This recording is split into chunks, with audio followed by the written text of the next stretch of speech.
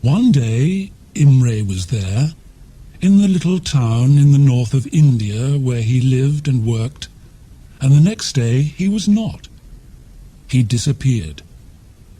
One day he was with his friends, having a drink at the bar, laughing with them, friendly, happy, and then the next morning he was not at his office, his house was quiet, and nobody could find him. "Where did he go?" his friends asked each other at the bar. "And why so suddenly? Why did he say nothing to us?" They looked in the rivers near the town and along the roads, but they found nothing. They telephoned all the hotels in the nearest big city, but nobody there knew anything about Imray. Days went by, and Imray did not come back. His friends in the town slowly stopped talking about him at the bar and at the office. They began to forget about him. They sold his old car, his guns, and all his other things. And his boss wrote a letter to Imray's mother back in England and told her that her son was dead, disappeared. Imray's house stood unlived in and quiet for 3 or 4 long, hot summer months. The hottest weather was finished when my friend Strickland, a policeman, moved to live in it.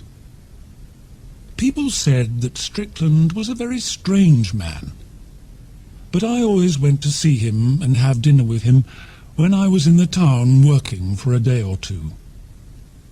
He had 1 or 2 other friends, too. He liked his guns, he liked fishing, and he liked his dog, a very big dog called Tietjens. Tietjens always went to work with Strickland and often helped him in his police work, so the people of the town were quite afraid of her. Tietjens moved into the house with Strickland, and she took the room next to Strickland's, where she had her food and where she slept.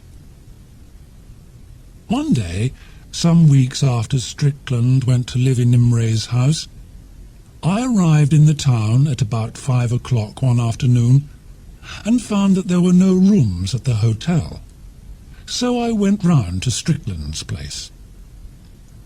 Tietjens met me at the door, showing her teeth, not moving. She knew me quite well by this time, but she did not want me to go in. She waited for Strickland to come and say a friendly "hello" to me before she moved away. Strickland was happy to give me a room for 2 or 3 days, and I went to get my bag from my car. It was a nice house with a big garden. Inside there were 8 rooms, all white and clean. Strickland gave me a good room, and at 6 o'clock his Indian servant, Bahadur Khan, brought us an early dinner. "I must go back to the police station for an hour or 2 after dinner, I'm afraid. My men are questioning a man down there, and I want to know what answers they're getting," Strickland said. He left me at the house with a good cigar and with Tietjens, the dog. It was a very hot, late summer evening. Soon after the sun went down, the rain came. I sat near the window of the living room, watched the rain, and thought about my family and friends back home in England. Tietjens came and sat next to me and put her head on my leg, looking sad. The room was dark behind me, and the only noise was the noise of the rain driving down out of the night sky. Suddenly, without a sound, Strickland's servant was there, standing next to me. His coat and shirt were wet from the rain. "Sorry, sir. There's a man here, sir. He's asking to see somebody," the servant said. I asked him to bring a light, and I went to the front door, but when the light came, there was nobody there. When I turned, I thought I saw a face looking in through one of the windows from the garden. It disappeared quickly. "Perhaps he went round to the back door," I said to the servant. So we went through the living room and the quiet, dark kitchen to the back door. But there was nobody there. I went back to my chair and my thoughts by the window, not very happy with Strickland's servant, and not very happy about the face at the window, the strange visitor in the rain. I took some sugar with me to give to Tietjens, but she was out in the garden, standing in the rain, and did not want to come inside. She looked frightened, I thought. Some time later, Strickland arrived home very wet, and the first thing he asked was, "Any visitors?" I told him about the disappearing visitor in the rain. "I thought perhaps he had something important to tell you," I said, "but then he ran away without giving his name." Strickland said nothing, and his face showed nothing. He took out a cigarette and sat smoking it for a few minutes without a word. At 9 o'clock he said he was tired. I was tired too, so we got up to go to bed.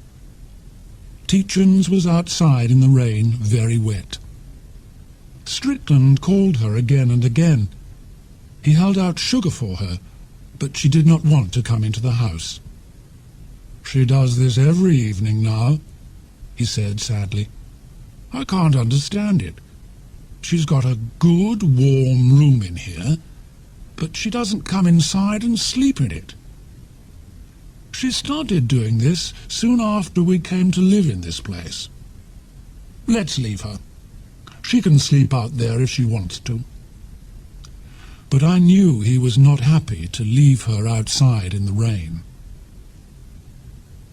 The rain started and stopped again and again all night, but Tietjens stayed outside. She slept near my bedroom window, and I heard her moving about. I slept very lightly, and I had bad dreams. In my half-sleep, I dreamt that somebody was calling to me in the night, asking me to come to them, to help them.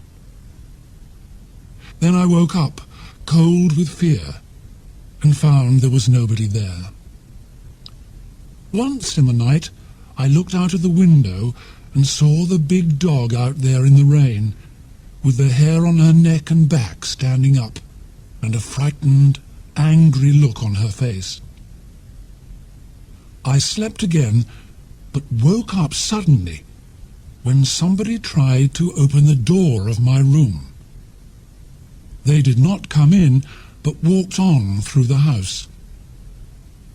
Later, I thought I heard the sound of someone crying. I ran through to Strickland's room, thinking he was ill, or that he wanted my help, but he laughed at my fears and told me to go back to bed. I did not sleep again after that. I listened to the rain and waited for the first light of morning.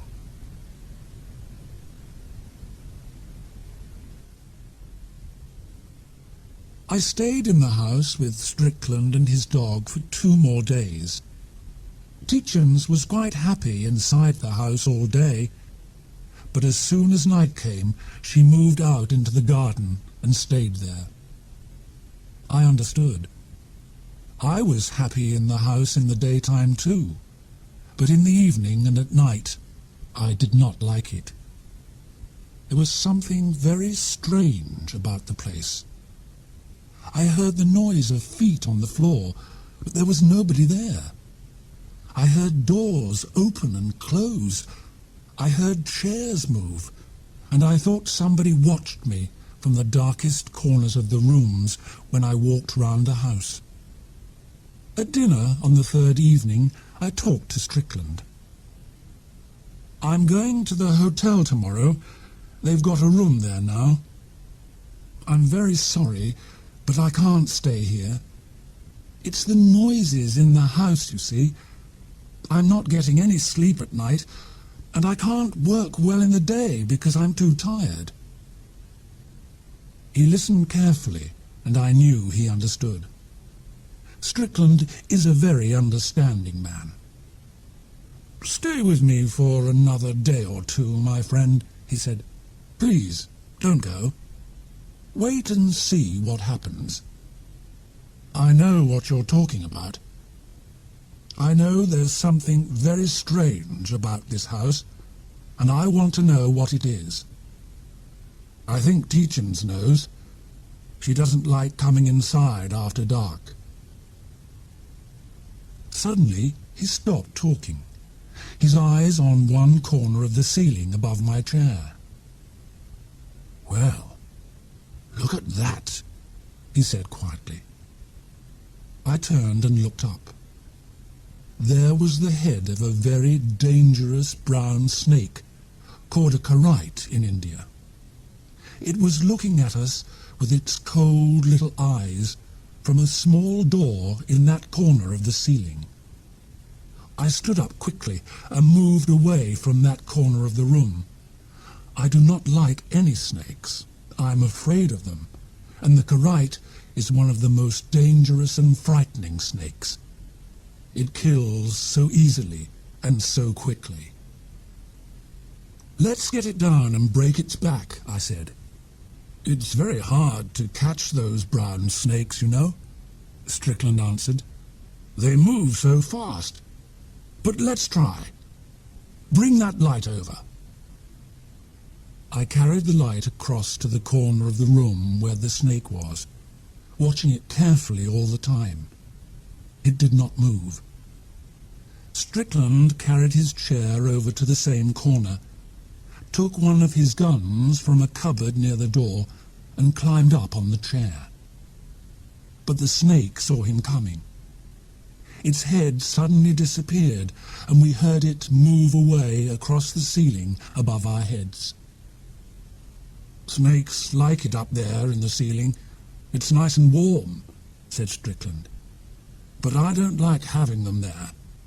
I'm going up to catch it." He pushed open the small door in the ceiling and put his head and arms through. He had the gun in one hand, ready to hit the snake with it and break its back. I watched from below. I heard Strickland say, "I can't see that snake, but... Hello, what's this?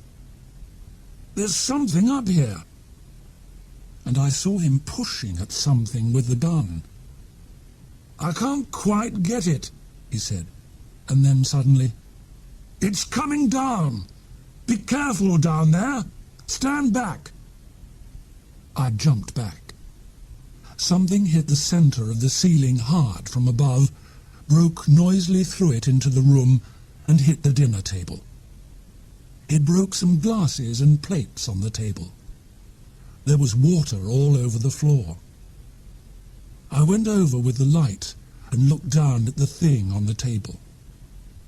Strickland climbed quickly off the chair and stood next to me. It was a man. A dead man. "I think," Strickland said slowly, "that our friend Imray is back." Suddenly something moved out from under one leg of the thing on the table. It was the brown snake, the karite, trying to get away. "So the snake came down with our dead friend, I see," Strickland said, and he pushed the snake off the table onto the floor, hit it with his gun, and broke its back. I looked at the dying snake on the floor and said nothing. Strickland went over to a cupboard and took out a bottle of whiskey and 2 glasses. He gave me a drink. "Is it Imray?" I asked. "Yes, that's Imray," he answered. "And somebody killed him." Now we knew why there were noises round the house at night, and why Tietjens did not like sleeping inside the house. She knew that Imray was up there, dead. She knew that Imray's ghost walked through the house at night, trying to find somebody to help him. A minute later we heard Tietjens outside. She pushed open the door with her nose and came in. She looked at the dead man on the table and sat down on the floor next to Strickland, looking up at him.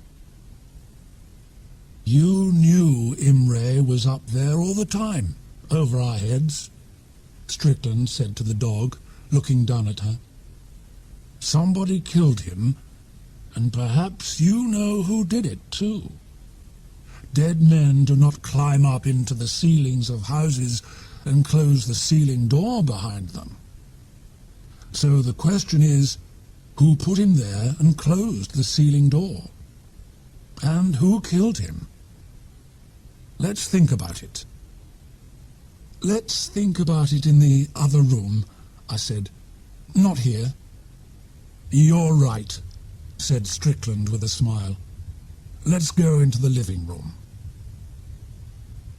We went through to the living room and sat there, smoking cigarettes and drinking our whiskey. Strickland said nothing, but sat quietly and thought for a minute or two. His gun was on the floor next to his chair. "So, Imray is back," he said again slowly. "You know, when I took this house, I took Imray's 3 servants too. They stayed here to work for me. Did one of them kill him? I was not quite happy about that when I questioned them at the time Imray disappeared, you know. Why not call them in, one at a time, and question them again?" I said. "See what they have to say." There was a noise at the back door from the kitchen. It was Bahadur Khan, Strickland's servant, coming in to take the dinner things away. Strickland called him, and the man came into the living room without any noise. He wore no shoes. He was a tall and strong-looking man. He stood quietly near the door and waited. "It's a very warm night, Bahadur Khan. Do you think more rain is coming?" Strickland began. "Yes, sir. I think it is," the servant answered. "When did you first start to work for me, Bahadur Khan?" "When you came to live in this house, sir. You know that. After Mr. Imray suddenly went away to Europe, sir." "He went away to Europe, you say? Why do you say that?" "All the servants say he went to Europe, sir." "Do they? That's very strange, Bahadur Khan. I asked them before, but they didn't know. You said it to me, Bahadur Khan, but they didn't know. And Mr. Imray went to Europe, you say, but he never said a word about it to his friends or to his other servants before he went. He told only you, Bahadur Khan. Do you not think that is strange?" "It is strange, sir," the man answered very quietly. "And why do you say it? Why do you want us to think Mr. Imray went to Europe?" The tall man did not answer. He looked very frightened now. His eyes were white in the dark. He moved nearer the door, but Strickland went on. "But now, suddenly, Mr. Imray is back again, Bahadur Khan. He's back in this house. Come and see him. He's waiting for his old servant." Strickland took his gun off the floor and stood up quickly. He pushed the gun into Bahadur Khan's face. "Sir!" The tall Indian moved back, very frightened now, and put up his hands. "Go and look at the thing on the table in the next room, Bahadur Khan," Strickland said. "Go on. Take the light. Go and see Mr. Imray. He's waiting for you." Slowly the man took the light and walked to the door. Strickland was behind him, pushing the gun into his back. The tall Indian stopped near the table and looked down at the dead man. His face was yellow with fear. "You see?" asked Strickland coldly. "Mr. Imray is back." "I see, sir." "And now I know. You killed him, Bahadur Khan. Why?" "I killed him, sir, yes. He was not a good man, sir. He put his hand on my child's head one day. The next day my child was very ill, and the next day he died. He was my oldest son, sir. Mr. Imray killed my son. He was a bad man. So I killed Mr. Imray in the evening of the same day when he came back from his office. Then I put him up above the ceiling and closed the door." Strickland turned to me. "You hear that? He killed Imray," he said. Then he went on, "You were clever, Bahadur Khan, but Mr. Imray came back. And now I'm taking you to the police station." "But no, sir," Bahadur Khan said with a sad smile. "We are not going to the police station. Look, sir." He moved back from the table and showed us his foot. There was the head of the brown snake, the deadly karite, with its teeth in his foot. "You see, sir, I killed Mr. Imray, but I do not want to die at the hands of the police. So I am dying now, here. This snake is killing me." An hour later, Bahadur Khan was dead. Strickland called some of his policemen to take the two dead men, Imray and his killer, away to the town. And the ghost of Imray did not walk at night in the house again. That night, Tietjens came back inside the house and slept happily in her room.